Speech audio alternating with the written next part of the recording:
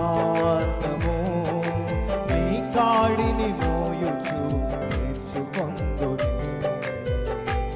నీ ప్రశాంత పవనాలు అణచెనే నా వ్యామోహపు పొంగులన్నీయు. నా ఓదార్పు నిధివి నీవే, నా ఆనంద క్షేత్రము నీవే. నా ఓదార్పు